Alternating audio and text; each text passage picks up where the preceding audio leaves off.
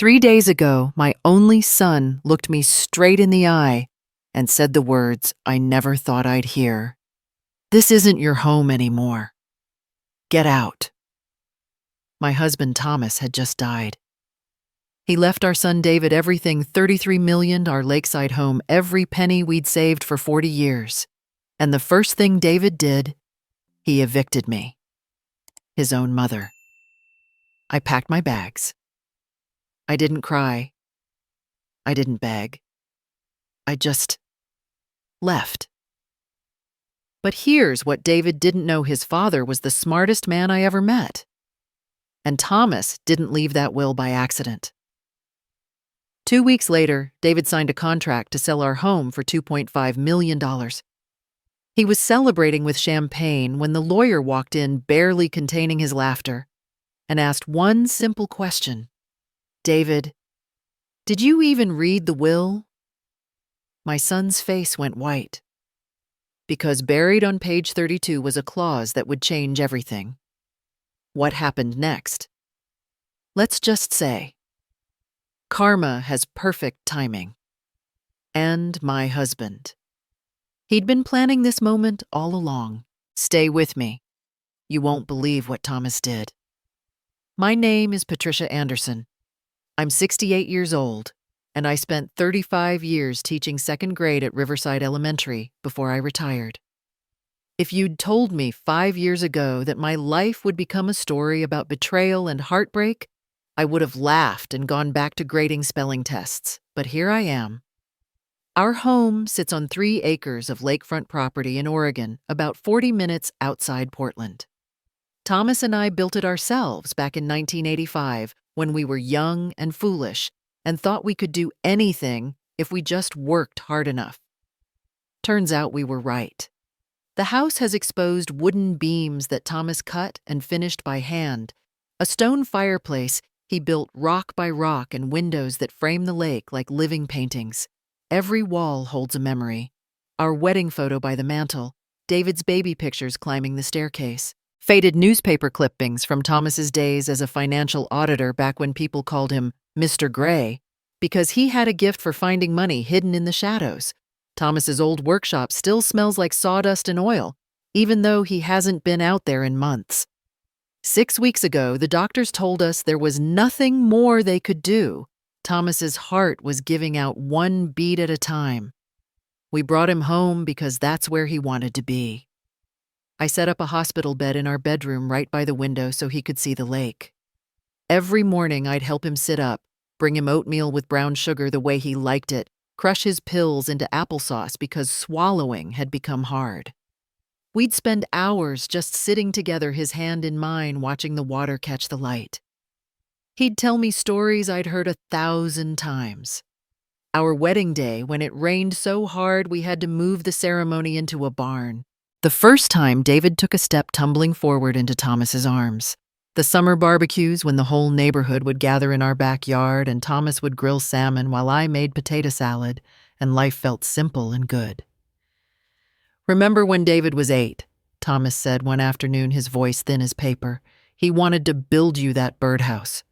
Spent 3 days in the workshop with me, so proud when he gave it to you for Mother's Day. I remembered. It hung crooked on the oak tree out front for years until a storm finally took it down. Then came the afternoon I'll never forget. It was early March, sky gray and heavy with rain. Thomas had been quiet all morning, just staring out at the lake. When he finally spoke, his voice was barely a whisper. "Patricia," he said, squeezing my hand with what little strength he had left.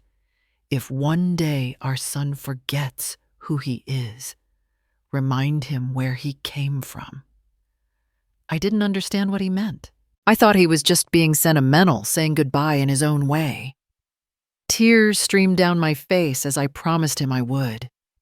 Then he smiled that crooked smile that made me fall in love with him 43 years ago. "And remember," he added, "Mr. Gray always has a backup plan."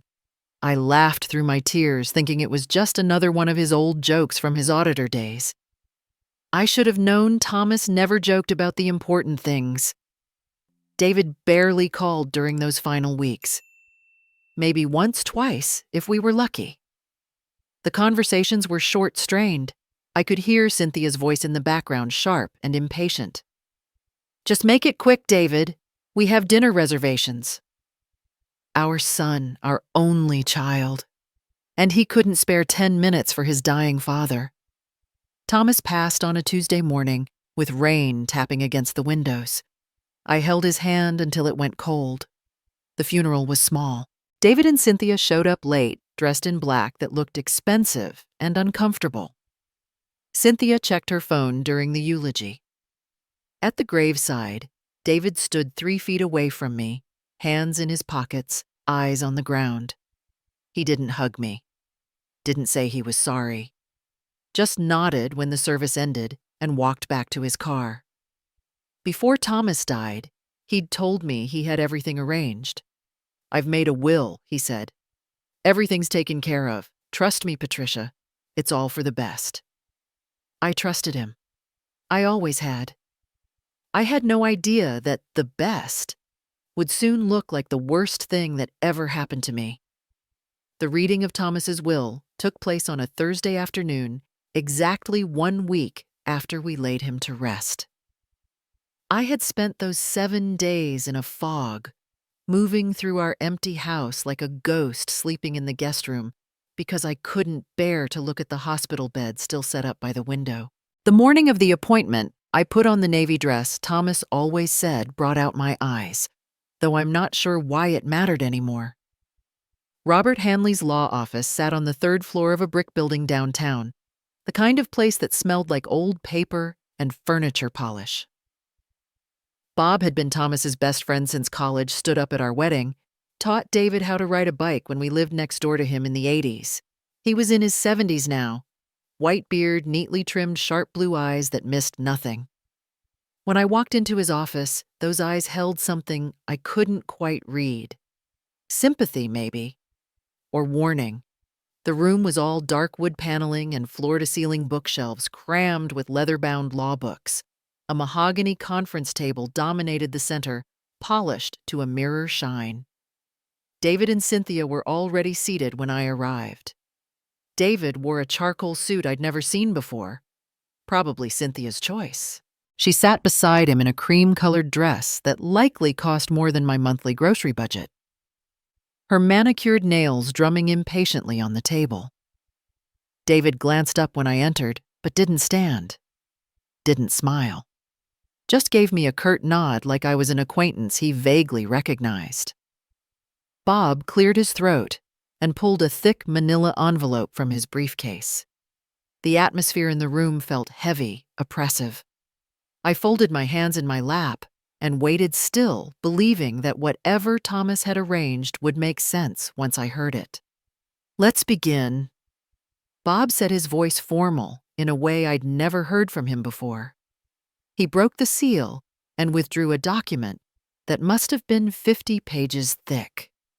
"This is the last will and testament of Thomas James Anderson, executed on February 14th of this year, February 14th, Valentine's Day, 2 weeks before he died." Bob began reading in that peculiar lawyer voice full of hereins and whereases that turned plain English into something incomprehensible. I tried to follow along, but the words blurred together. Then I heard the numbers, and suddenly everything snapped into sharp focus. "To my son, David Michael Anderson, I bequeath the entirety of my estate, including but not limited to life insurance policies totaling $18 million investment portfolios valued at approximately $12 million, proceeds from the sale of Anderson Financial Consulting totaling $3 million, and the property located at 847 Lakeview Drive, Oregon, along with all structures and contents therein. $33 million. And the house. Everything. All to David. My breath caught in my throat. Bob continued, his voice steady. "To my beloved wife, Patricia Ann Anderson, I establish a living trust, providing a monthly allowance of $3,000 to be administered by the executor of this estate.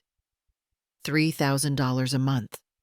After 40 years of marriage, after building that house together board by board, after nursing him through his final days holding his hand while he slipped away, I sat frozen, trying to make sense of it. David's face remained impassive, almost bored. Cynthia, however, couldn't hide her satisfaction. A small smile played at the corners of her mouth as she leaned close to David and whispered something I couldn't quite hear.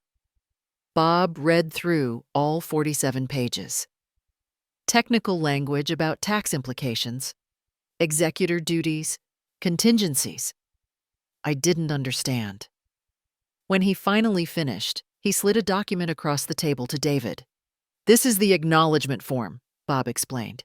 "It confirms you've received a complete copy of the will and understand its contents." Cynthia's hand shot out, gripping David's wrist. "Just sign it," she whispered, barely loud enough for me to hear. "We'll review the details later."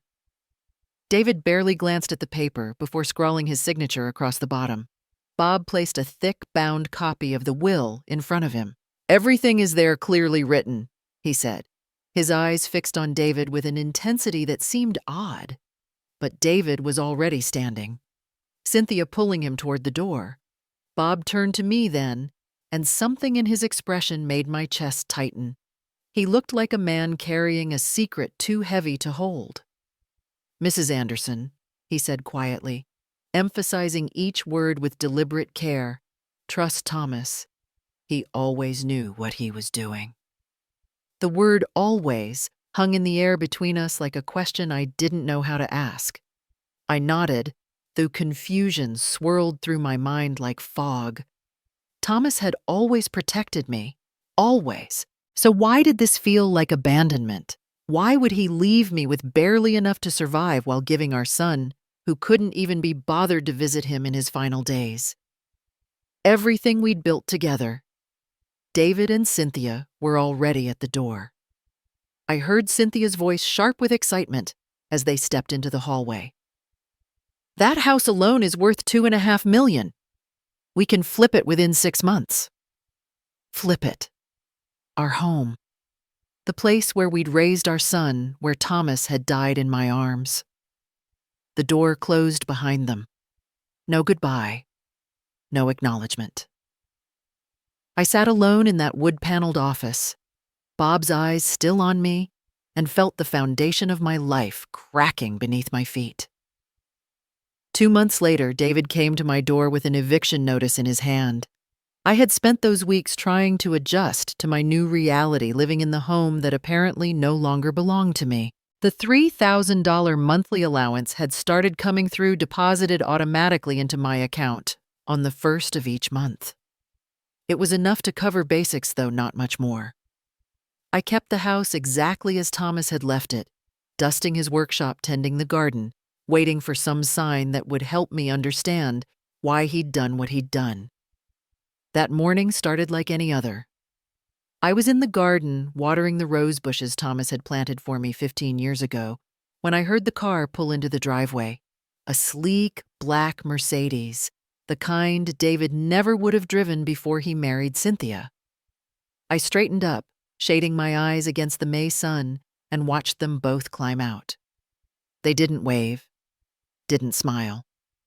Just walked toward me with the kind of purposeful stride people use when they're about to do something unpleasant and want to get it over with quickly. David wore sunglasses that hid his eyes. He carried a manila folder in his right hand, and I noticed his knuckles were white from gripping it too tight. Cynthia walked half a step behind him, arms crossed over her designer blazer, a gold watch glinting on her wrist. She kept glancing at it as if she had somewhere more important to be.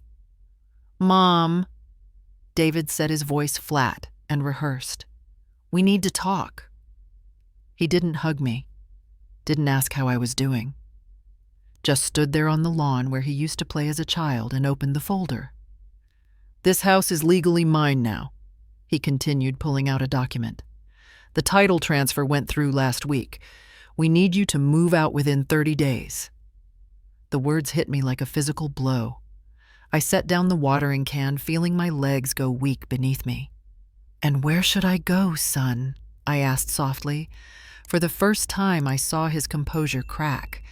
His hands trembled slightly as he shoved the paper back into the folder, but he still wouldn't look at me. He stared somewhere over my left shoulder, jaw clenched. "You have the monthly allowance."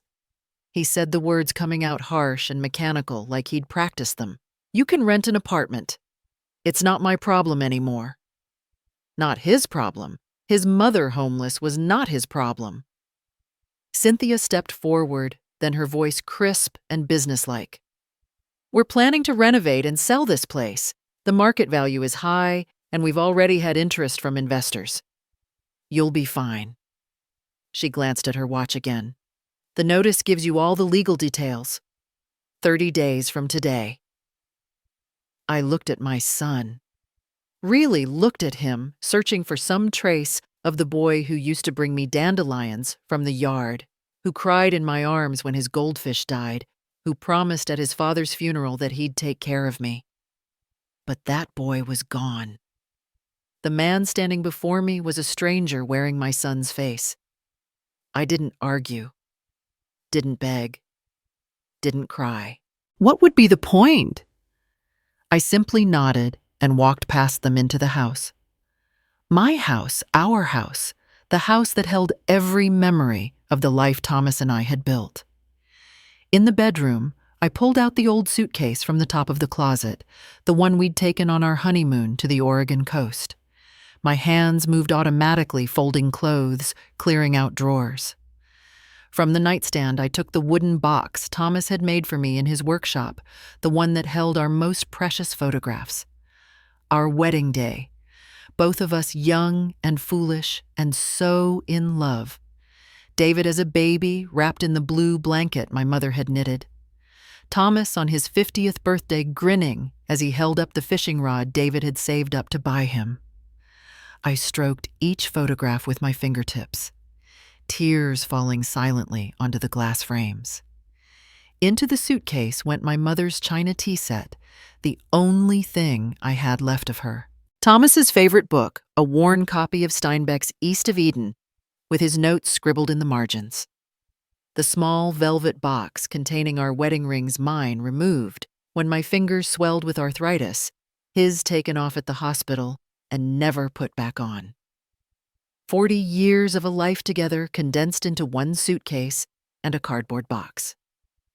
When I came back outside, David and Cynthia were waiting by their car. I carried my suitcase down the porch steps, pausing at the bottom to look back at the house one last time. The morning sun caught the bedroom window, the one Thomas and I had looked through every day, watching the seasons change over the lake. I could almost see him there waving at me like he used to when he came home from work. Cynthia was checking her watch again, tapping her foot with obvious impatience. David stood beside the car, hands jammed in his pockets, staring at the ground. He couldn't even look at me as I walked away from the only home I'd ever really known. "Goodbye, Thomas," I whispered, reaching out to touch the doorframe one last time. The wood was warm under my palm. "I hope you know what you're doing." I picked up my suitcase and started down the driveway, each step feeling like a betrayal of everything Thomas and I had promised each other. As I reached the street, I glanced back one more time. And that's when I saw him. Bob Hanley standing across the street beside his silver sedan, arms folded, watching the whole scene unfold. When our eyes met, he didn't look sympathetic or sad. He looked almost expectant. And then he smiled just slightly, a knowing smile that sent a shiver down my spine. He nodded once, slow and deliberate, then climbed into his car and drove away. As I walked away, I saw Mr. Hanley watching from across the street, and he was smiling. Part 4, the lawyer's smile. As I walked away, I saw Mr. Hanley watching from across the street, and he was smiling. That smile haunted me for the next 3 days. I checked into the Lakeside Motel, a run-down place on Route 26, where the neon sign flickered vacancy in angry red bursts all night long. My room was on the second floor, number 237, with wallpaper peeling in the corners and a bathroom faucet that dripped no matter how tight I turned it. The bed sagged in the middle, and through the thin walls I could hear a baby crying in the next room, television voices murmuring the sounds of other people's lives, carrying on while mine had fallen apart. I couldn't sleep. Every time I closed my eyes, I saw Bob Hanley standing on that street corner, arms folded, that strange, knowing smile on his face. Why had he been there? How had he known to be there at that exact moment? And why did he look almost pleased as he watched my son throw me out of my own home? On the fourth morning, I gave up trying to rest. I dressed in the same navy dress I'd worn to the will. Reading, ran a brush through my hair, and drove downtown to Bob's office. I didn't call ahead. I needed to see his face when I asked him what he knew. His secretary looked surprised when I walked in, but before she could speak, Bob's voice called from inside his office. "Send her in, Margaret," as if he'd been expecting me. I pushed open the door to find him sitting behind his desk with a cup of coffee, morning light slanting through the blinds. He gestured to the leather chair across from him, the same chair I'd sat in 2 months ago when my world first started crumbling. "I wondered when you'd come," he said simply. I didn't sit. I stood in front of his desk, hands gripping my purse strap, and asked the question that had been eating at me since I saw him on that street corner. "Mr. Hanley, did you know David would do this to me?" Bob set down his coffee cup slowly, deliberately, and for a long moment, he just looked at me. Then he smiled the same enigmatic smile I'd seen 3 days ago. "Mrs. Anderson," he said, his voice gentle but firm. "Thomas was the wisest man I ever knew. He never did anything without reason." "That's not an answer, isn't it?" He leaned back in his chair, fingers steepled beneath his chin. "Your husband spent 40 years studying human nature, Patricia. He knew how to read people, how to predict what they'd do when tested. It's what made him brilliant at his job." My legs finally gave out and I sank into the chair. "So you're saying he wanted this to happen? He wanted David to throw me out?" Bob's expression softened, but his eyes remained sharp. "Sometimes the only way to teach someone is to let them fall." Thomas believed in tough love. He believed that people reveal their true character not when things are easy, but when they're tested. Tested? The word felt foreign in my mouth. What kind of test involves making a 68-year-old woman homeless? "Not every will says what it seems to say, Mrs. Anderson." Bob leaned forward, his voice dropping lower, more urgent. "Some wills do more than distribute assets. Some wills test people. Thomas tested everyone, including me. He made me promise not to interfere, not to reveal anything until the time was right." My heart was pounding now. Test, test. Who? Test for what? But Bob shook his head, pressing his lips together like a man who'd already said more than he should. "When the time is right, everything will be revealed. For now, I need you to trust Thomas and trust yourself. He protected you more than you know." "Protected me?" My voice rose, anger finally breaking through the numbness. "I'm living in a motel, Bob. My son won't speak to me. I have nothing." "You have more than you think." He stood, walked around the desk, and placed a hand on my shoulder. "Be patient, Patricia. Watch. Wait. And whatever you do, don't give up on David yet." I left his office more confused than when I'd arrived, his cryptic words circling in my mind like birds I couldn't catch. I drove back to the motel in a daze, barely remembering the route. In my room, I sat on the sagging bed and pulled out the photograph I'd carried with me, the one of Thomas and me on our wedding day, both of us young and hopeful and completely in love. I stared at his face, at that familiar, crooked smile, searching for answers in a frozen moment from 43 years ago.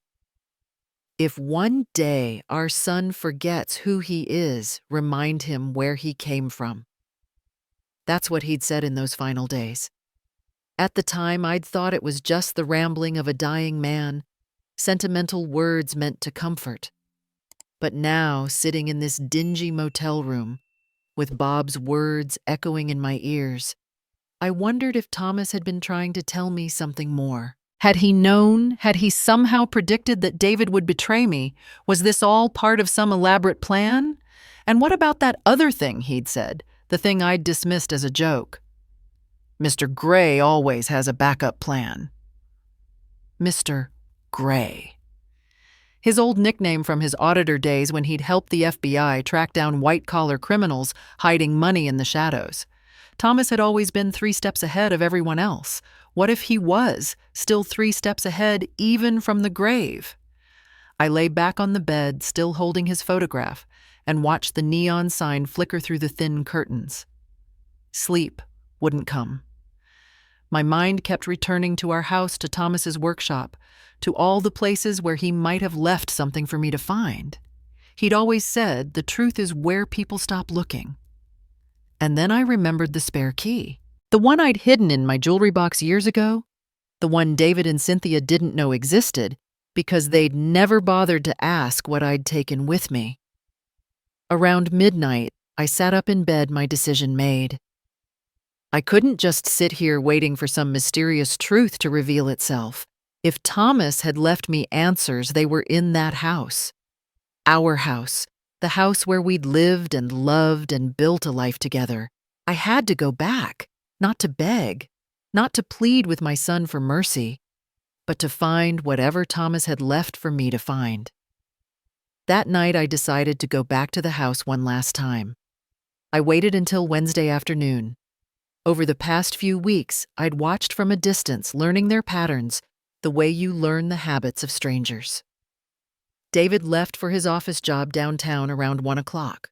Cynthia followed shortly after in her Mercedes, always dressed like she was heading to a business meeting, though I suspected she spent most afternoons shopping or meeting friends for expensive lunches.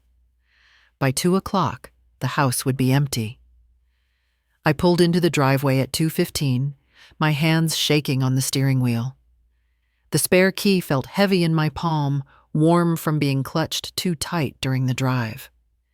Taking a deep breath, I climbed out of my car and walked to the front door like I'd done 10,000 times before. But this time felt different. This time I was trespassing in my own home. The key turned smoothly in the lock. I stepped inside and immediately felt the wrongness of it all. They'd changed everything. The walls I'd painted a warm cream color were now cold battleship gray. Our comfortable furniture, the couch where Thomas used to fall asleep watching baseball, the armchair where I'd read countless books, all of it was gone, replaced by modern pieces that looked expensive and uncomfortable. Paint cans were stacked in the corner of the living room.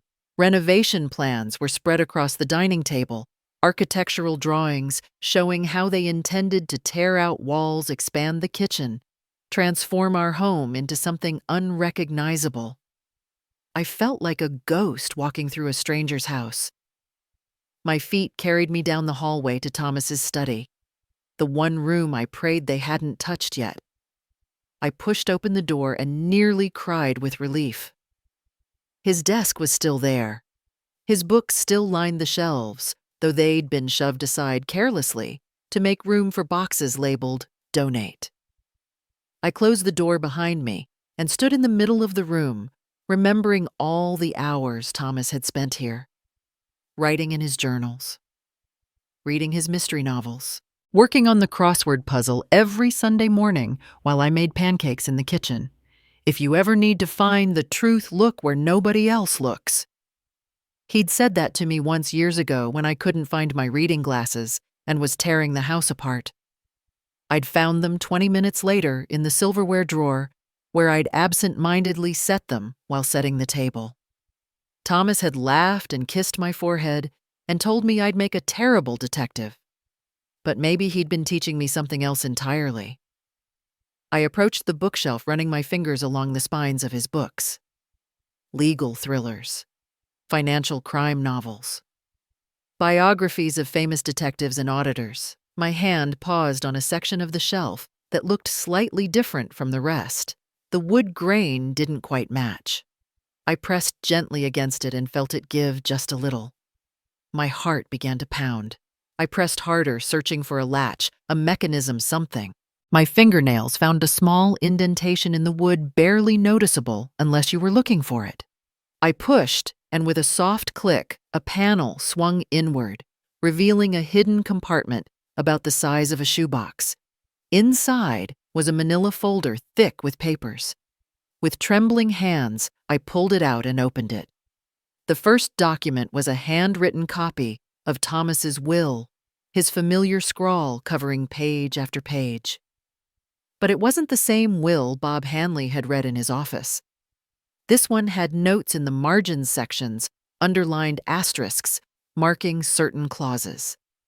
And then I saw the small piece of paper clipped to the front, a note written in Thomas's hand that made my breath catch in my throat.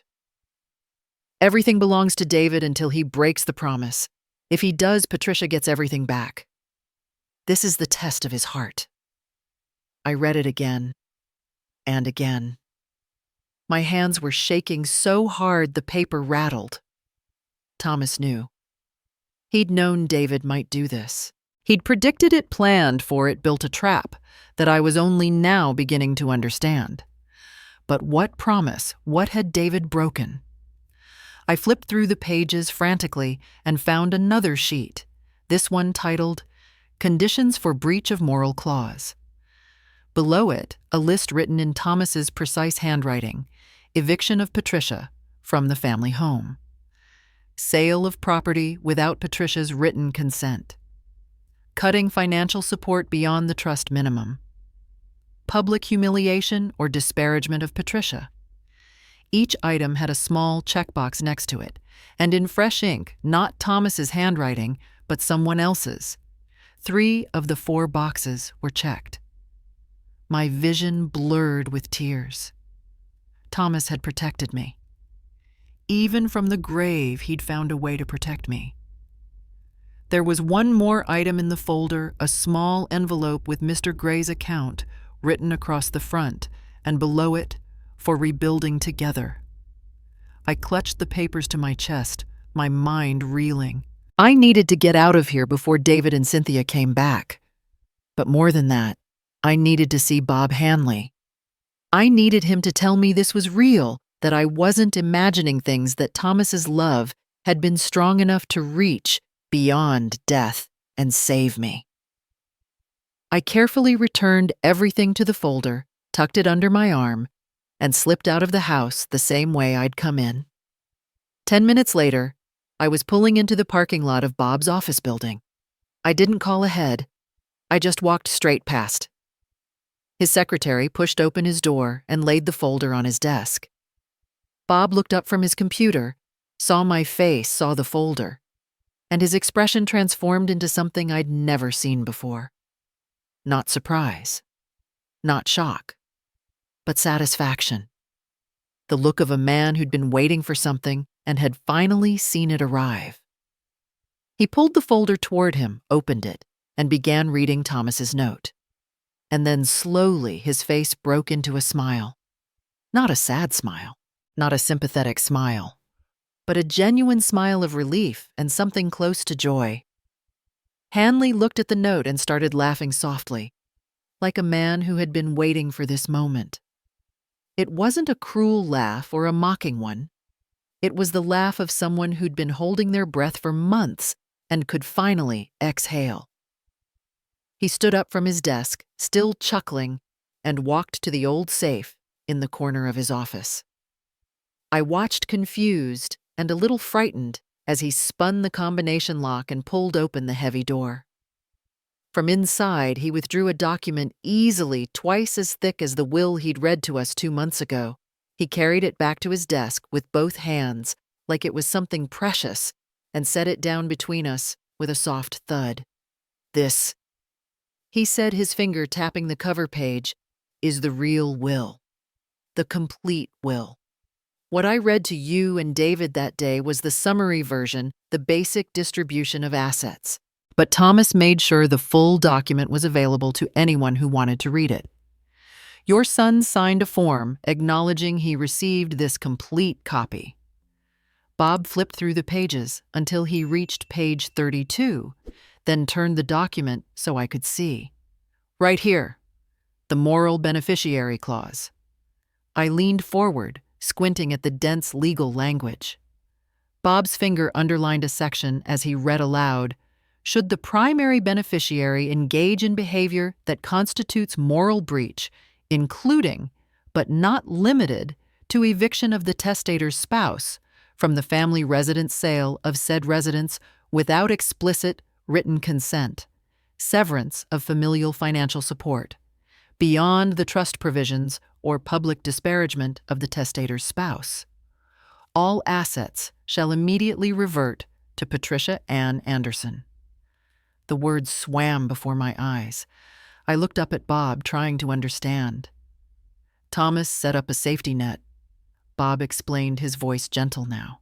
"He gave David everything, hoping your son would do the right thing. But he also protected you in case David didn't." "But you never told me," I whispered. "At the will reading, you never mentioned any of this." Bob's expression grew solemn. "I couldn't. That was part of Thomas's design. He made me promise Patricia, made me swear on our 40-year friendship that I wouldn't reveal the clause until David triggered it himself. If I violated that promise, if I told anyone before the conditions were met, the entire estate would go to community charity. Neither you nor David would get a penny." I sat back in my chair, stunned. "He tested you too. He tested everyone." Bob opened a drawer and pulled out a small tablet, tapping the screen until a video appeared. "Thomas didn't just trust me, he verified. 2 weeks before he died, he recorded this testimony explaining his intentions. He required that I, as executor, document every violation. That's why I was standing across the street the day David evicted you. I was taking photographs, gathering evidence. I've been watching silently all this time, Patricia building the case that will give you back everything." My hands were shaking. I pressed them flat against my knees. "So Thomas knew. He knew David would do this to me." Bob shook his head slowly. "Thomas hoped he wouldn't. God, how he hoped. He wanted David to prove himself worthy of the inheritance. He wanted to believe his son was the man he'd raised him to be. But Thomas was also a realist. He'd spent 40 years studying human nature, watching what money does to people. He prepared for the worst while praying for the best. He loved you both," Bob continued, "but he loved justice more. He couldn't bear the thought of you being abandoned, tossed aside after a lifetime of devotion. So he built this mechanism, this test, to separate the truth from the lies." Tears spilled down my cheeks. Not tears of joy, but tears of profound sadness. Thomas had known. In his final days lying in that hospital bed, he'd known our son might betray me, and he'd had to plan for it, had to build this elaborate trap to protect the woman he loved. The weight of that knowledge, that burden he'd carried alone, broke my heart all over again. "What happens now?" I asked, my voice barely audible. Bob leaned forward, his eyes intense. "Now we wait. Let David finish what he started. Let him sell the house. Let him cut you off completely. The more he betrays you, the stronger our legal case becomes. I have photographs of the garage sale where he sold your belongings. I have copies of the sale contract he's negotiating with Legacy Properties. I have witness statements from your neighbors who've seen how he's treated you. When we go to court, we'll have everything we need." "Court," I repeated numbly. "The law will take everything back for you, Patricia. Every penny, every asset, the house, all of it. But we have to be patient. We have to let David dig his own grave." I wiped my tears with the back of my hand, trying to process everything. What if he stops? What if somehow, some way, David wakes up and realizes what he's doing? What if he stops before it's too late? Bob smiled, but it was the saddest smile I'd ever seen. Then Thomas's hope would be fulfilled. Then we'd know the real David is still in there somewhere, and this was all just temporary madness. That's what your husband wanted most, Patricia. Not revenge. Redemption. He paused, glancing at the tablet showing Thomas's frozen face on the video screen. But looking at Cynthia's influence, looking at how far David's already gone, I doubt we'll see that miracle. I stood on shaky legs, gathering the papers, feeling like I'd aged 10 years in the last 10 minutes. Bob walked me to the door, his hand on my shoulder. "Justice is patient, Mrs. Anderson," he said quietly, "and so must you be. Thomas built this carefully. Trust the process. Trust him." I nodded, though my heart felt heavy as stone. I understood now what Thomas had done, the impossible position he'd put me in. I had to stand by and watch my son destroy himself. I had to let him betray me over and over until the law could step in and set things right. As I walked to my car, clutching the folder to my chest, I thought about David, about the man he'd become and the boy he used to be. And I wondered if Thomas had been right, if this was the only way. But David wasn't done hurting me yet, not even close. 3 weeks after my meeting with Bob Hanley, I received a text message from Margaret Chen, our neighbor of 15 years. "Patricia, I'm so sorry, but I thought you should know. There's a garage sale at your house today. They're selling everything." I sat on the edge of my motel bed, staring at those words until they blurred. Then I grabbed my keys and drove to Lakeview Drive, though every instinct told me to stay away to spare myself whatever fresh pain awaited me there. I parked across the street, half hidden behind the Johnson's oak tree, and watched as strangers picked through the remnants of my life. Tables had been set up on the front lawn, covered with items I recognized instantly. My mother's china set the delicate blue and white pattern she'd brought from her own mother's house. The rocking chair Thomas had refinished for me when I was pregnant with David, where I'd rocked our baby boy to sleep 1,000 nights. Boxes of books, kitchen utensils, picture frames, even photo albums I'd left behind in my hurry to pack, thinking they'd be safe, thinking surely David would save them for me. Everything was marked with bright orange price tags. $5, $10, $25. A lifetime of memories reduced to pocket change. Cynthia stood behind the cash box, wearing white linen pants and oversized sunglasses, laughing with a customer as she made change. I watched her pick up my mother's china teacup, the one with the tiny chip on the rim from the time David knocked it off the table as a toddler, and I'd kept it anyway, because it reminded me of that moment of his chubby hands reaching for everything curious about the world. "Just clearing out the old stuff," I heard Cynthia say, her voice carrying across the street. "Fresh start, you know, previous owner had terrible taste. All this old-fashioned junk had to go." The woman she was talking to nodded sympathetically and bought a set of Thomas's woodworking tools for $15. Thomas had paid $200 for those tools, had used them to build birdhouses and picture frames, and a toy chest for David's room. I sat in my car for over an hour, unable to look away, watching piece by piece as my past was sold to strangers. When I finally drove back to the motel, my hands were shaking so badly I could barely hold the steering wheel. That evening, Margaret sent me screenshots. Cynthia had posted photos on Facebook, standing in the middle of what used to be our living room, arms spread wide, like she was embracing the space. The caption read, "Finally our home. Big renovation coming soon. New chapter," followed by a house emoji and sparkles. The comments section was full of congratulations from people I didn't know. But one comment from someone named Jessica asked, "What happened to David's mom? Didn't she live there?" And Cynthia had replied, "Yeah, had to clear out some baggage, but now we can really make it ours." Baggage. She'd called me baggage. Margaret wasn't the only one who sent me the screenshots. 3 other neighbors did too, their messages full of apologies and outrage. But what could I say? What could anyone say? The house belonged to David now. He could do whatever he wanted with it, with everything in it, including erasing every trace of the parents who'd raised him there. My motel room felt smaller every day. Room 237 at the Lakeside Motel, with its brown carpet and rattling air conditioner and bathroom mirror that had a crack running through it like a lightning bolt. The kitchenette consisted of a hot plate, a mini fridge, and a microwave that only worked if you held the door closed while it ran. I cooked simple meals soup from a can frozen dinners, occasionally scrambled eggs on the hot plate. I washed my clothes by hand in the bathtub because the laundromat cost money I needed to save. The motel manager, a kind woman named Rosa, sometimes knocked on my door with leftovers from her family dinners.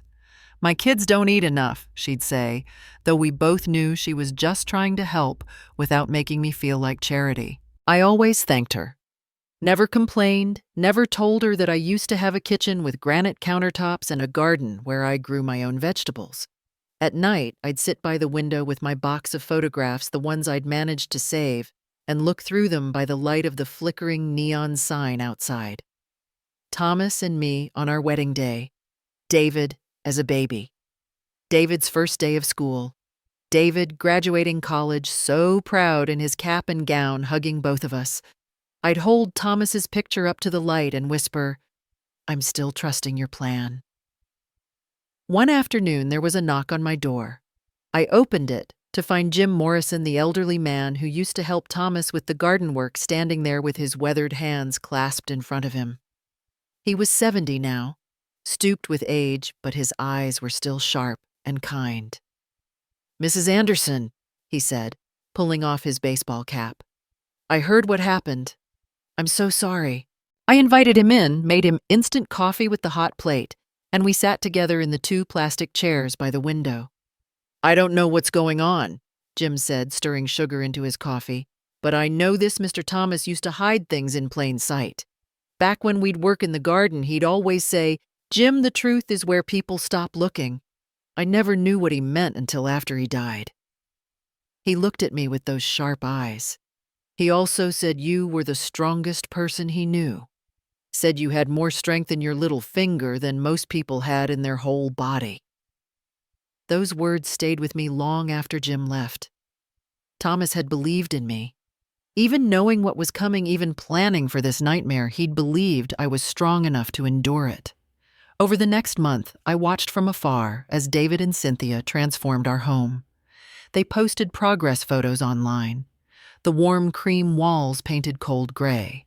The cozy furniture replaced with modern pieces that looked like art installations.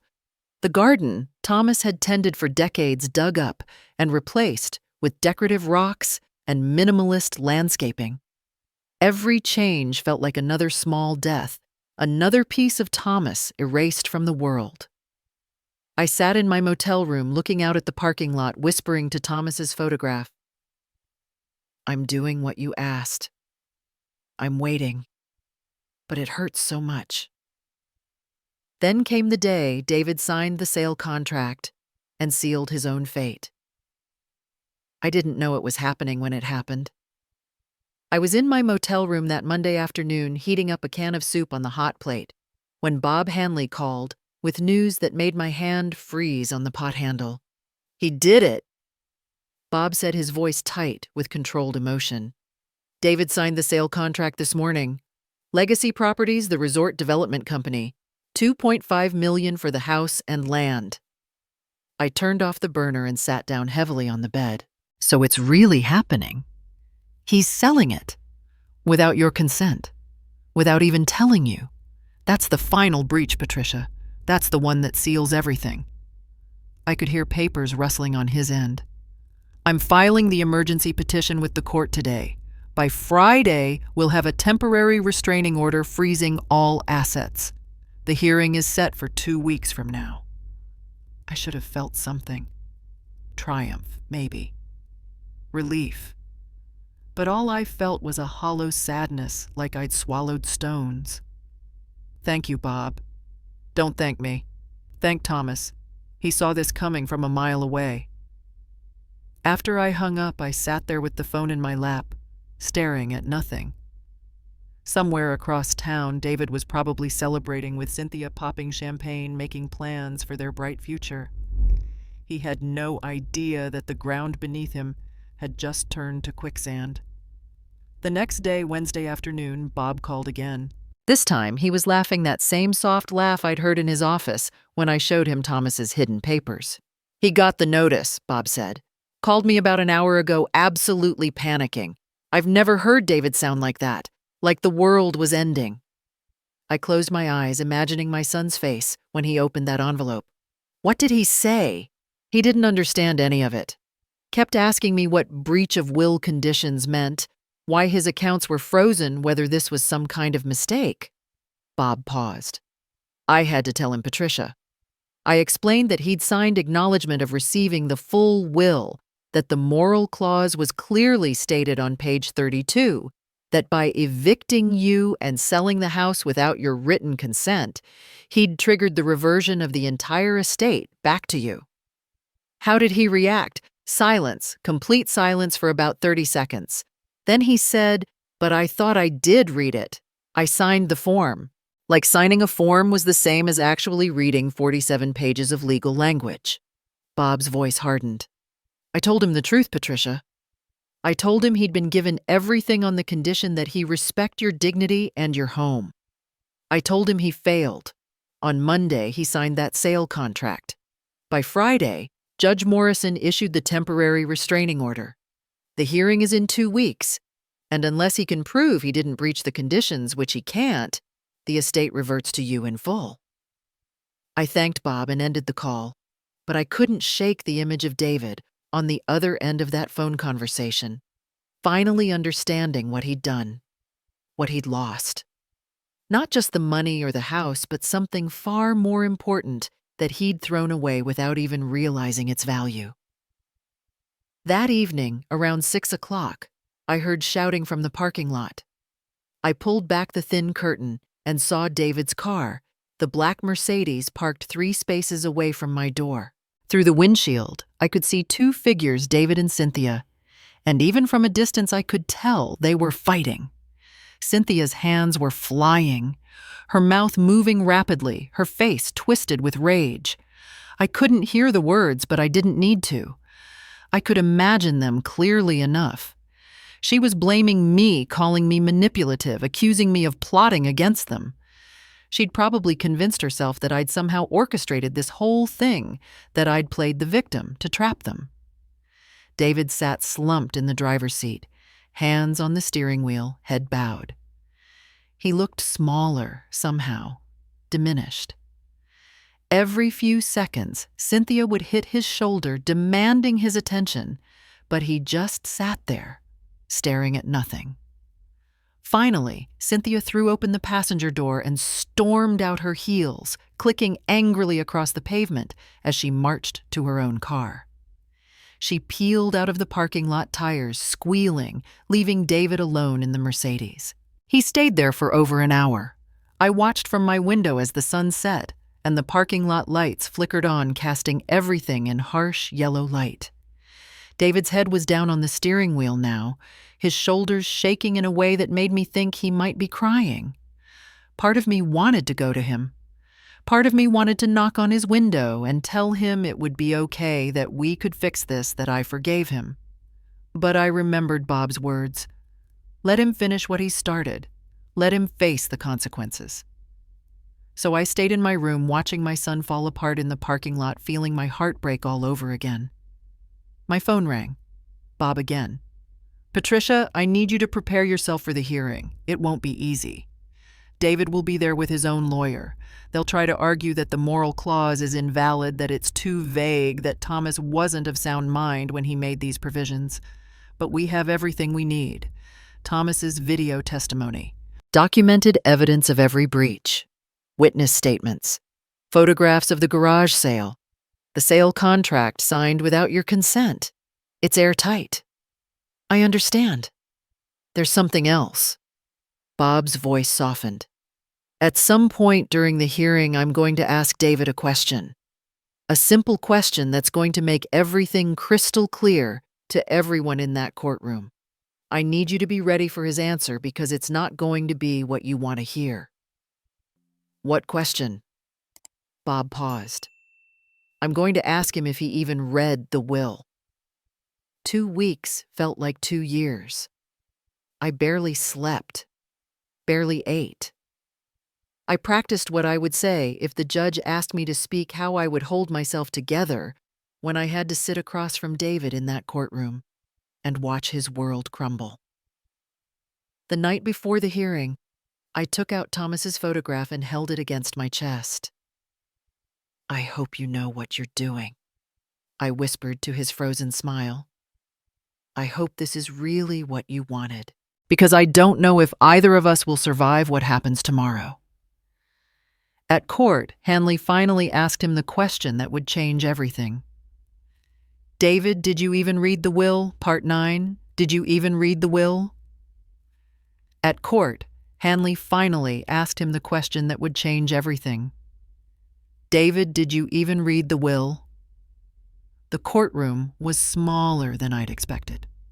Oregon County Court 3rd floor with dark wood benches and tall windows that let in harsh morning light. I sat beside Bob Hanley at the plaintiff's table, my hands folded in my lap, trying to project a calm I didn't feel. Across the aisle, David sat with a lawyer he'd hired, a sharp-looking young man in an expensive suit who kept shuffling papers and whispering urgently. Cynthia sat behind them, her arms crossed her face, a mask of barely controlled fury. The gallery held maybe a dozen people. Margaret Chen was there, and Jim Morrison and several other neighbors who'd witnessed the garage sale or seen how David had treated me. Their presence gave me strength, reminded me I wasn't alone in this. All rise, the bailiff called, and we stood as Judge Morrison entered. She was a woman in her mid-60s, gray hair pulled back in a severe bun, reading glasses perched on her nose.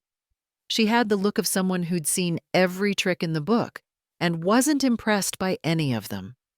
Please be seated, she said, settling into her chair.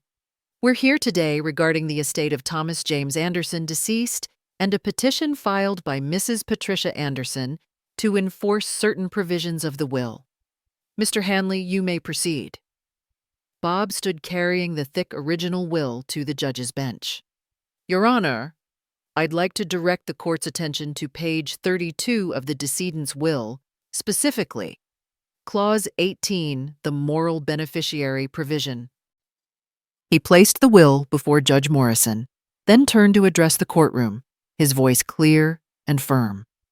The clause reads as follows. Should my son David Anderson evict his mother Patricia from the family home cell, said property without her written consent, or sever familial support beyond the provisions of the trust, the entirety of the estate shall revert to Patricia Anderson effective immediately. The words hung in the air like an indictment. I watched David's face drain of color. Bob continued pulling items from his briefcase one by one.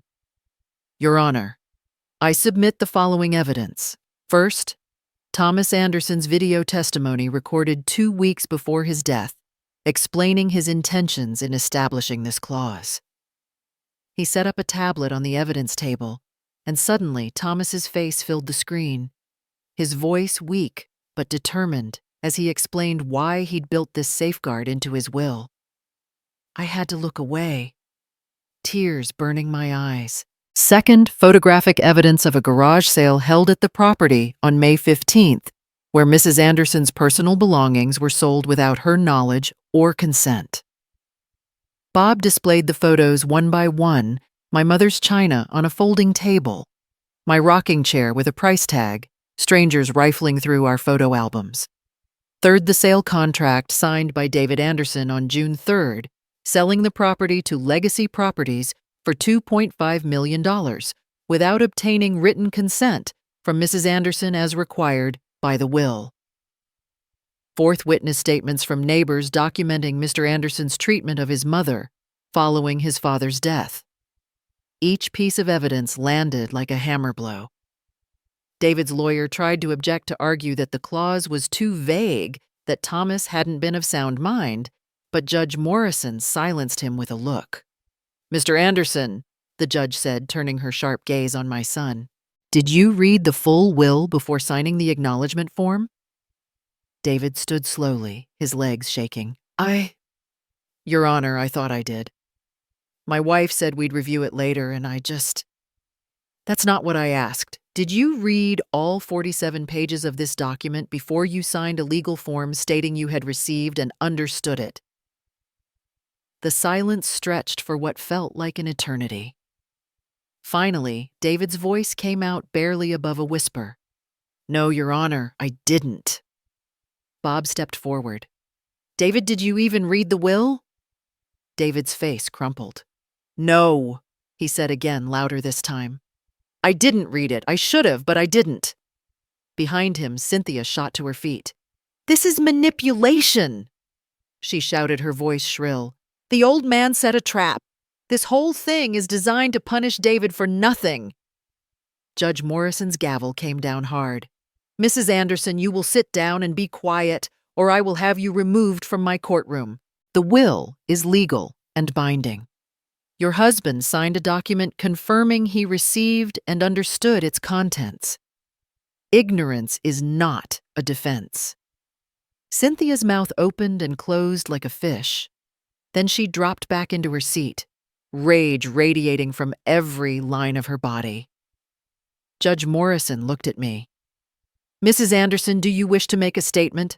I stood on trembling legs and turned to face my son. He wouldn't meet my eyes, tears streaming down his face, his whole body shaking. I thought about all the things I could say, all the anger I could unleash, all the pain I could inflict. But when I opened my mouth, what came out was simply the truth. "I didn't want this," I said quietly. "Your father didn't want this. He hoped you'd be better, David. He gave you everything and asked for only one thing to remember where you came from, to honor the values we raised you with. But you chose money over family. You chose greed over love. And now you've lost both." Several people into the gallery were crying now. Margaret had her hand over her mouth.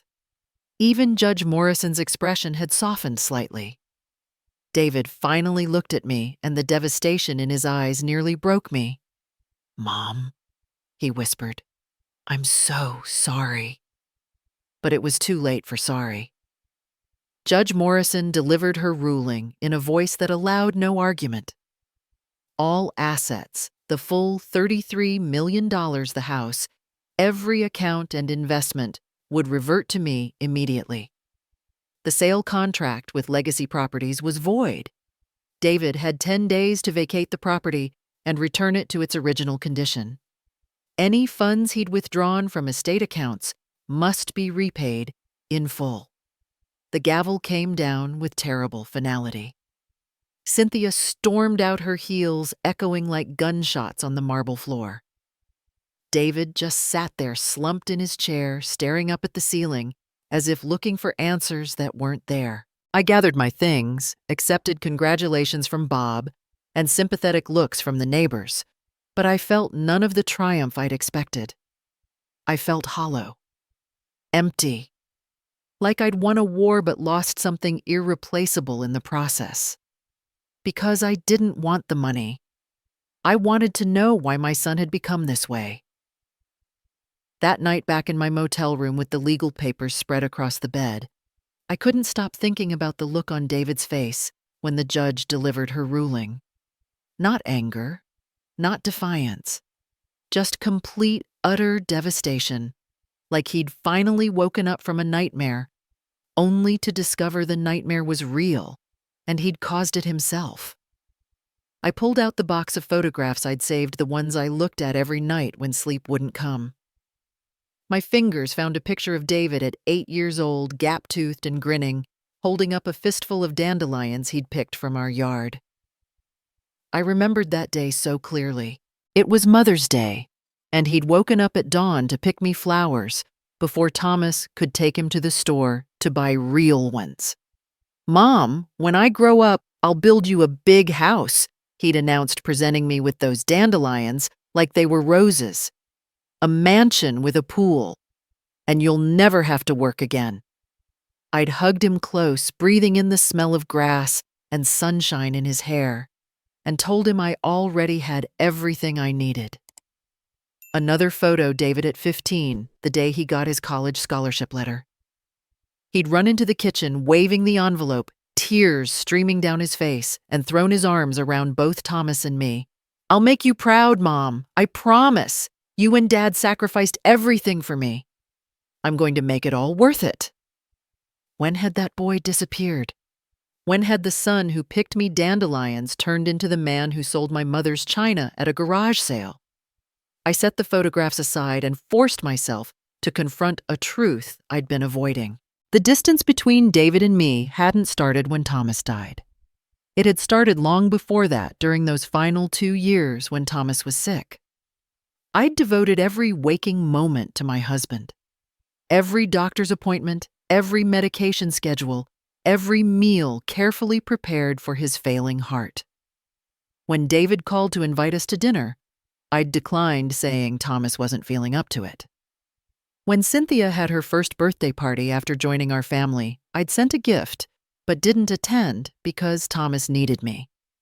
When David tried to talk to me about stress at work, about problems with Cynthia, about feeling lost, I'd cut the conversations short. "I'm sorry, honey, but I need to give your father his medication. Can we talk later?" Later never came. I'd been so focused on keeping Thomas alive, on cherishing every remaining moment with my husband, that I'd forgotten David was losing his father too. He'd needed his mother during that time, needed someone to talk to lean on, to reassure him that everything would be okay. Instead, I'd shut him out too, consumed by my own grief to see his. That's when Cynthia had appeared. Young, beautiful, attentive. She'd listened when I wouldn't. She'd made time for David when I couldn't. And slowly, carefully, she'd filled that void with poison disguised as love. I could see it now, how the manipulation must have worked. Small comments at first, so subtle David probably didn't even notice. "Your mom seems really stressed. Maybe we shouldn't bother her." Then gradually escalating. "Your parents are from a different generation. They don't understand modern relationships." And finally, the coup de grace. "We deserve more than this. You deserve more than spending your life taking care of dying people. You deserve to live." She'd taken my lonely, grieving son and convinced him that love was a burden, that family was an obligation, that the only thing that mattered in this world was money and status and getting what you deserved. And I'd helped her do it by pushing David away when he needed me most. I pressed my hands to my face and cried deep, racking sobs that shook my whole body. "Thomas," I whispered to the empty room, to the photograph on the nightstand, to the ghost of my husband that I felt hovering just beyond my reach. "I failed him. I loved you so much. I forgot to show David he was loved too. Maybe that's why he became this way. Maybe I pushed him straight into her arms. I was so busy being a good wife, I forgot to be a good mother." The guilt settled over me like a heavy blanket, suffocating and inescapable. David had done terrible things, yes. He'd hurt me in ways I never imagined possible. But I'd played a role in creating the man who could do those things. I'd abandoned him emotionally when he needed me most, left a void that someone cruel and calculating had rushed to fill. I couldn't hate him. Not anymore. I could only feel a profound sadness for everything we'd all lost: Thomas to death, David to greed, and me to loneliness. The next morning I called Bob Hanley. "I don't want to punish him," I said, my voice hoarse from crying. "I want to remind him who he was before all this, before the money, before Cynthia, before he forgot where he came from. Can I do that?" Is there a way to reach the boy who used to pick me flowers? Bob was quiet for a long moment. When he spoke, his voice was gentle. That's why Thomas chose you, Patricia. You have the biggest heart of anyone I've ever known. Do you know what Thomas told me when he was setting up that moral clause? He said, if David fails the test, Patricia will forgive him anyway. She'll find a way to love him back to himself. That's who she is. He knew you'd forgive. He was counting on it. Fresh tears spilled down my cheeks. Then what was the point of all this? Why put me through it if he knew I'd forgive David anyway? Because David needed to lose everything to understand what really mattered. And you needed to see that Thomas protected you, that your love wasn't wasted. That even in death, he was looking out for you both. This wasn't about revenge, Patricia. It was about redemption. For all of you. I thanked Bob and hung up, feeling something shift inside me. A loosening of the anger I'd been carrying, a softening of the hurt. I looked at David's 8-year-old face in the photograph, at those gap-toothed smile and dandelion bouquet, and made a decision. I would forgive my son. I would find a way to reach him, to remind him of who he used to be, to show him that love didn't have to come with conditions and calculations. That's what Thomas would have wanted. That's what the boy in the photograph deserved. But someone else was still seeking revenge, and it wasn't me.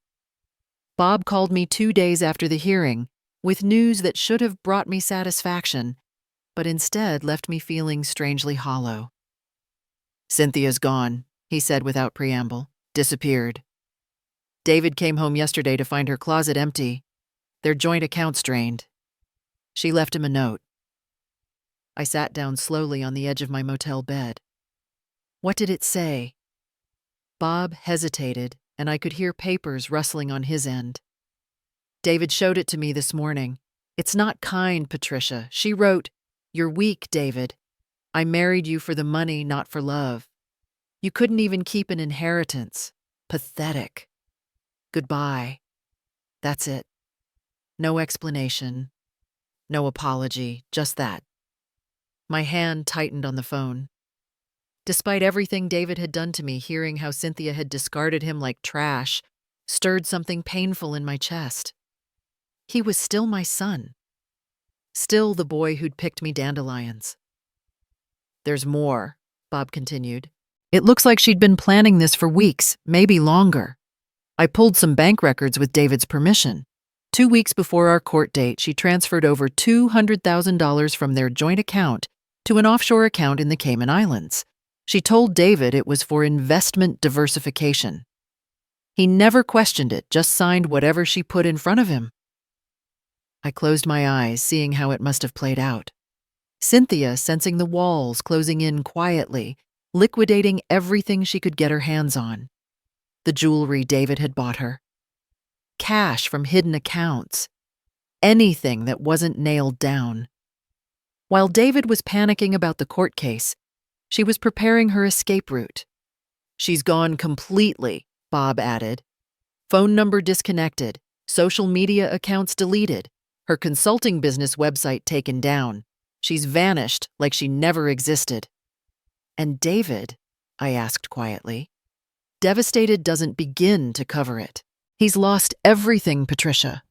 The inheritance, the house, his wife, and he knows he's lost your respect too. When I saw him this morning, he looked like he'd aged 10 years overnight.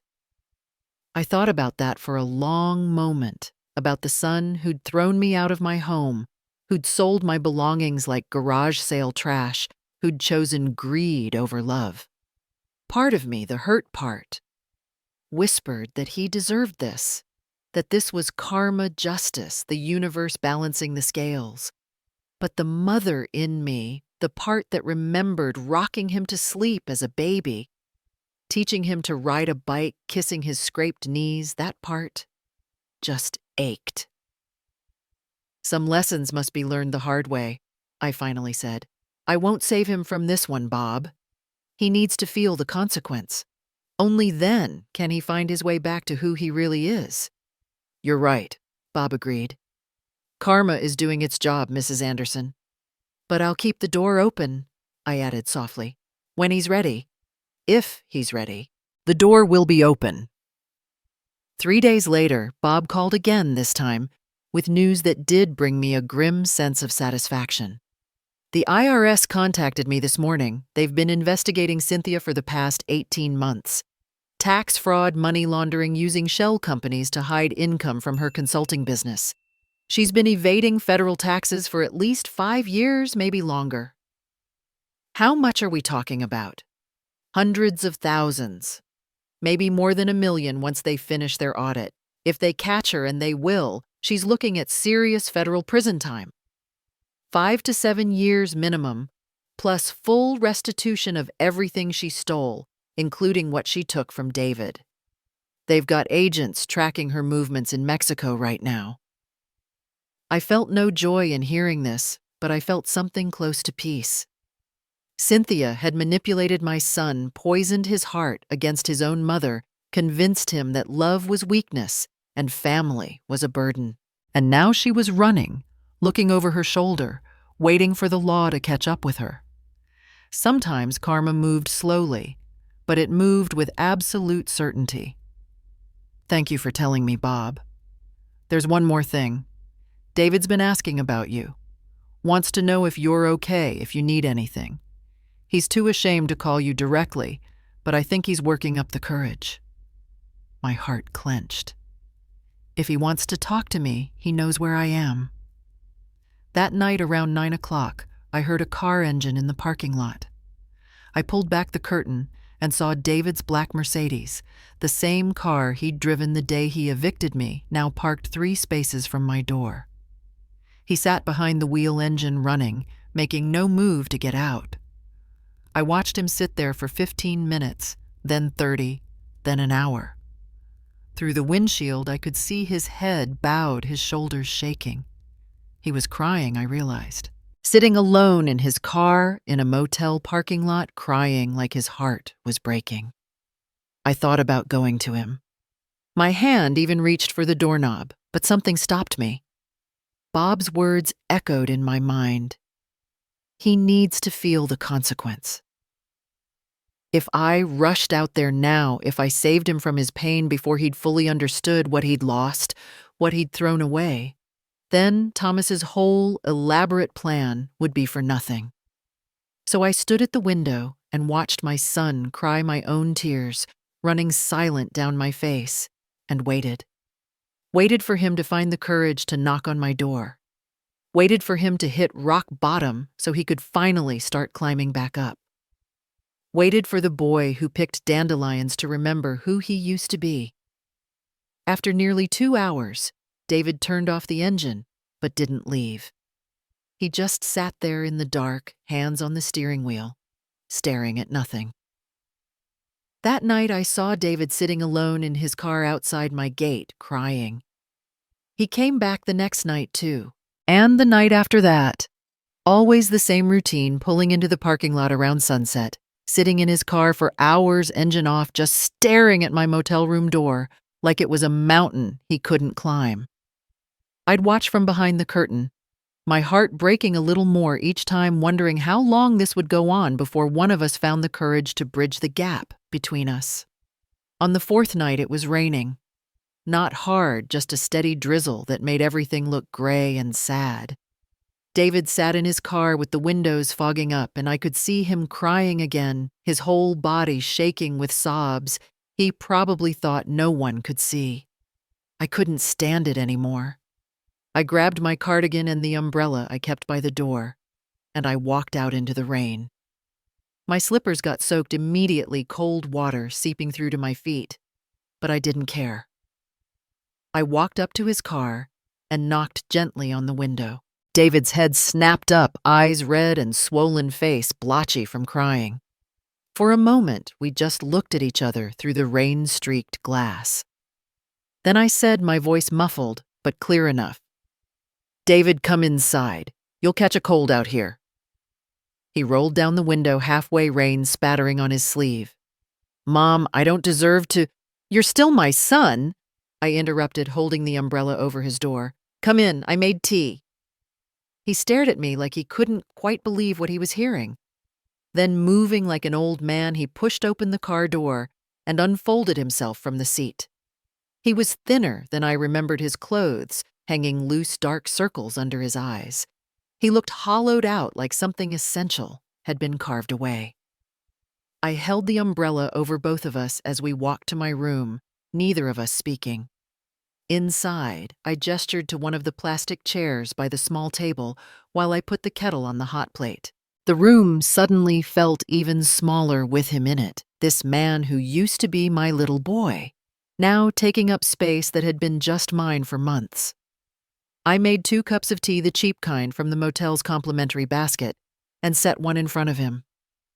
He wrapped his hands around the cup like he was freezing, though the room was stuffy and warm. For a long time, we just sat there, the only sound the rain drumming on the roof and the occasional car passing on the highway outside. David stared into his tea like he might find answers floating in it. Finally, he spoke, his voice raw and broken. "Mom, I'm so sorry." He looked up at me, tears streaming down his face. "I thought money would make me happy. I thought having more, being more, would fill this emptiness inside me. I thought Cynthia loved me, that we were building something together. I was so stupid, so blind. I threw away everything that actually mattered for a fantasy that was never real." I didn't speak. I just picked up the teapot and refilled his cup, a simple gesture of care that I'd done for him 10,000 times before. As a child with a skinned knee, as a teenager cramming for exams, as a young man nervous about his first job interview. The ritual of a mother tending to her child. That small act broke something in him. Fresh tears spilled over, and his shoulders began to shake. "I don't deserve your kindness," he choked out. "I don't deserve anything from you. I threw you out of your own home. I sold your things. I let Cynthia convince me you were a burden, that taking care of you would hold me back. What kind of person does that to their own mother?" I set down the teapot and reached across the table to take his hand. His fingers were cold, trembling. "David," I said gently, "your father didn't set a trap for you. He set a test. Not to punish you, but to wake you up. He wanted to see if you'd remember who you really are, if you'd choose love over money, family over greed. He hoped you'd pass. He prayed you'd pass. But he also knew that sometimes people need to lose everything before they can find what really matters." David squeezed my hand like a drowning man clutching a lifeline. "I failed him. I failed you. I failed everyone. Money can't fix a broken heart." I continued, my own voice thick with tears. "But love can. And love requires courage, David. Courage to admit when you're wrong. Courage to change. Courage to look at yourself honestly and decide to be better. Do you have that courage?" He nodded, unable to speak, tears dripping onto the table. "I lost everything," he finally managed. "The house, the inheritance, Cynthia, my self-respect. But worst of all, I almost lost you.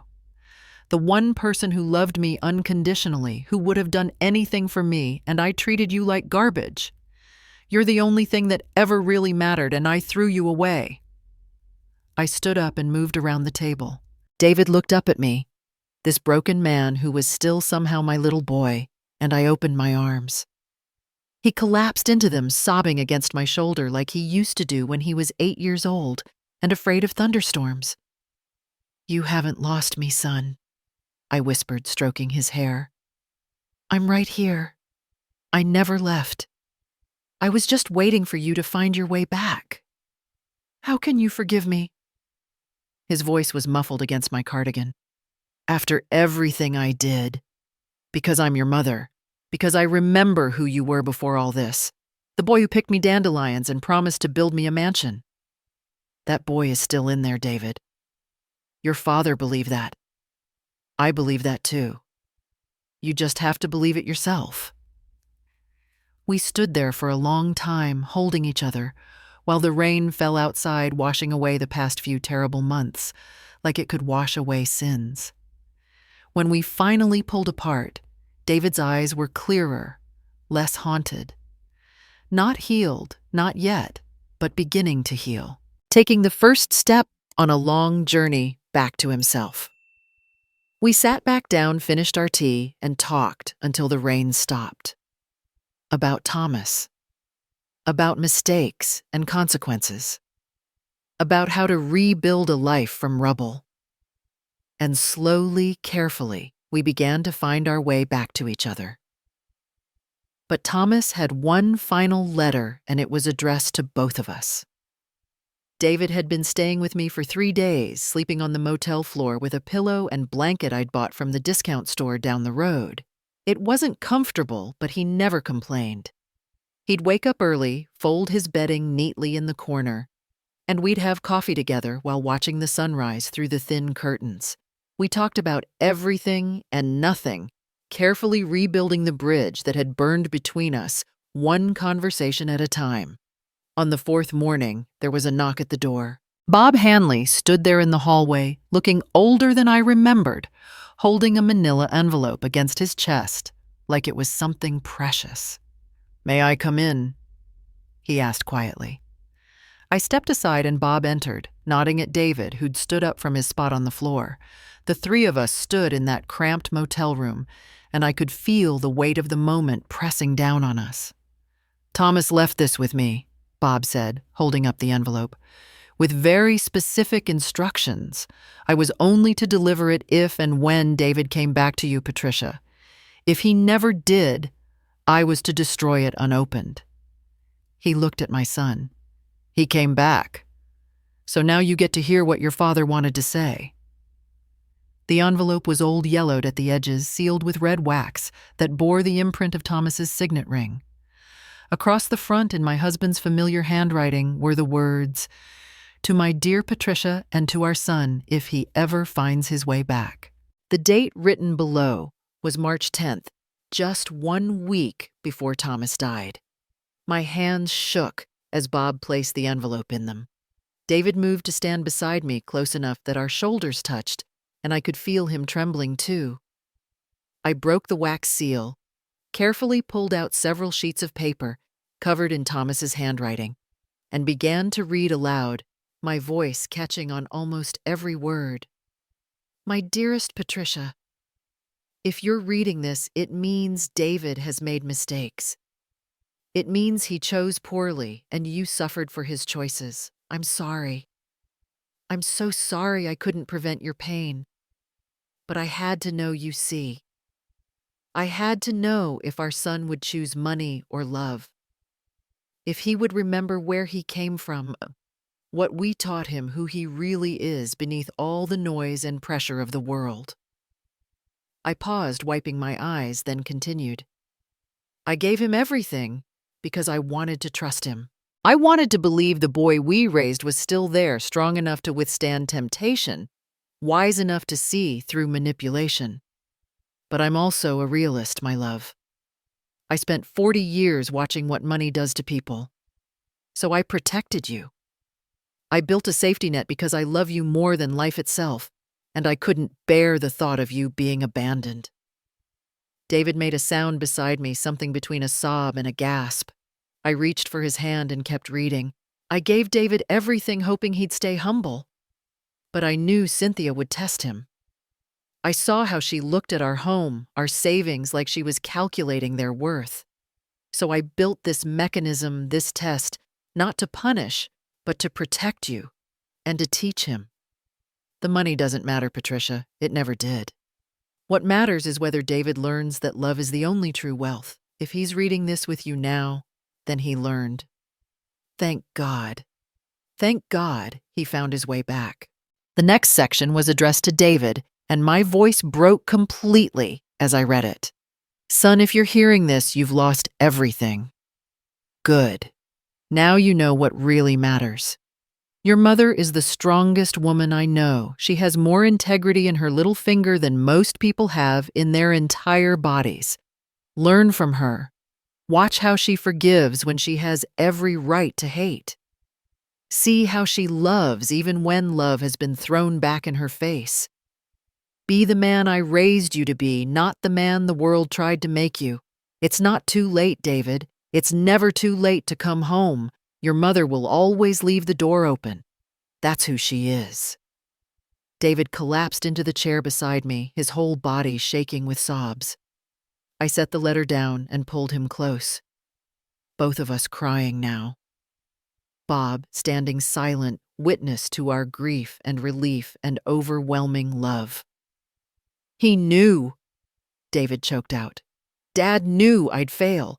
He knew I'd hurt you, and he still believed I could find my way back. Your father's promise wasn't about money, I said softly, stroking David's hair like I used to when he was small. It was about remembering who you are. A good man. A loving son. Someone who values people over things. Someone who knows that what we have in our hearts is worth more than anything we could ever have in our bank accounts. David pulled back, looking at me with red, swollen eyes. I forgot, Mom. I forgot everything that mattered. But I'll remember now, I promise. I'll be the son Dad hoped I'd be. I'll spend the rest of my life proving I learned this lesson. We sat together in that small motel room, the three of us, with Thomas's words spread out on the table like a benediction. And for the first time since my husband died, I felt his presence clearly, almost like he was standing right there with us, finally at peace, now that his son had come home. Bob cleared his throat gently. There's one more thing, he said, reaching into his briefcase. Thomas didn't just leave words, but that wasn't all Thomas left behind. Bob reached into his briefcase and pulled out another envelope with an official bank logo. There's one more thing. Thomas had a second account under the name Mr. Gray, his old nickname from his days working undercover as a financial auditor. In that account, $5 million. I gasped. The backup plan. Thomas had meant it literally. But there's a condition, Bob continued. The account only opens when both of you sign the authorization together. If David had never reconciled with you, Patricia, the money would have gone to charity. Thomas wrote, this money is for rebuilding what was broken together, only together. David and I looked at each other, and I knew exactly what we needed to do. We build something that helps people, I said. A foundation for orphans, widowed women, elderly people abandoned by their children. David nodded, tears in his eyes. The Anderson Foundation. I want to help people like you, Mom. People who deserve better than what I gave you. I want to make Dad proud. We spent the next hour with Bob signing papers unlocking Thomas's final gift. That same week, Bob called with news about Cynthia. The FBI got her, arrested at Cabo San Lucas Airport trying to board a flight to Brazil. She's being charged with federal tax fraud and money laundering. She has to repay every penny, including the $200,000 from David, and she's looking at 5 to 7 years in federal prison. After we hung up, I said quietly, I don't wish her harm, but I'm glad justice found her. Karma doesn't forget. Over the next months, David and I transformed the house into Anderson Community House. The living room became a library. The dining room a classroom for seniors. Thomas's workshop became a grief counseling room that David renovated himself, pouring his love into every detail. On opening day, over 100 people showed up. I stood on the porch, feeling Thomas's presence so strongly. You turned our pain into something beautiful, I whispered to him. You always knew the way. 6 months later, something happened that proved we had made the right choice. Part 15, Full Circle, shortened version. 6 months later, something happened that proved we had made the right choice. It was a Saturday morning in late October, crisp and golden. I stood on the front porch, watching families arrive at Anderson Community House. Inside, children sprawled on colorful rugs reading donated books. In the dining room, a retired librarian taught computer skills to 8 seniors. Out back, the playground David had built himself rang with laughter. Beyond it, new rose bushes bloomed where Thomas used to garden. David had transformed completely. He'd quit his corporate job and now taught life skills classes at the center twice a week. He watered the roses every morning, talking to his father, believing Thomas could hear. And he'd found Sarah a volunteer who loved him for who he was becoming, not for what he could give her. Dad would have loved seeing this, Mom, David told me one morning. Every single day, I think about what he taught me. How people matter more than profit. I was so blind, but I see it now. I'd found my own peace too. Every Saturday, I taught children to read. Last week, a 7-year-old named Emma asked, "Mrs. Anderson, is this your house?" I knelt to her level and smiled. "No, sweetie. This house belongs to everyone now. It's a home for anyone who needs love. That's what family really means." Emma hugged me, and my heart filled with warmth I'd thought lost forever. This afternoon, I sat in the rocking chair David had bought back for me, holding Thomas's wedding photo. "Thomas," I whispered, watching light dance on the lake. "You were right. This house is still my home, not because I own it, but because it's filled with love again. Thank you for protecting me even after you were gone." David sat down beside me with 2 cups of tea. From the backyard, children's laughter rang out. Inside, volunteers prepared for tomorrow's community dinner. Life filled the house again. "Mom, I'm sorry it took losing everything to find what really matters," David said quietly. I squeezed his hand. "Sometimes we have to lose everything to remember what we already had. Your father knew that. He gave us both a gift, a second chance." We watched the sunset paint the sky in gold and purple. Inside our home, laughter echoed. The roses swayed in the evening breeze. And somewhere, Thomas was watching, finally at peace. Because in the end, Thomas taught us the truth. Love was the only inheritance that could never be taken away. So that's Patricia's story. A story about betrayal and forgiveness, about losing everything, and finding what truly matters, about a husband's love that reached beyond the grave to protect his wife and teach his son the most important lesson of all. Thomas Anderson knew that real wealth isn't measured in bank accounts or property deeds. It's measured in the people who stand by you when everything falls apart. It's measured in second chances and open doors, and the courage to forgive when you have every right to hate. Patricia could have taken her $33 million and walked away, leaving David to live with his mistakes forever. But she chose something harder and infinitely more valuable. She chose love. She chose to give her son the chance to find his way back home. And in doing that, she honored Thomas's memory in the most beautiful way possible. Now I want to hear from you. Have you ever had to forgive someone who hurt you deeply? Have you ever lost everything only to discover what really mattered? Or maybe you've seen how money can change. People turn them into strangers you don't recognize anymore. Share your story in the comments below. Your experience might be exactly what someone else needs to hear today. And if this story moved you, if it made you think about your own relationships and what truly matters in life, please hit that subscribe button and turn on notifications. Every week, I share true stories about real people facing impossible choices, finding strength they didn't know they had, and discovering that sometimes the hardest paths lead to the most beautiful destinations. Thank you for listening to Patricia's story. Remember, the best inheritance you can leave behind isn't money. It's love. It's the example you set.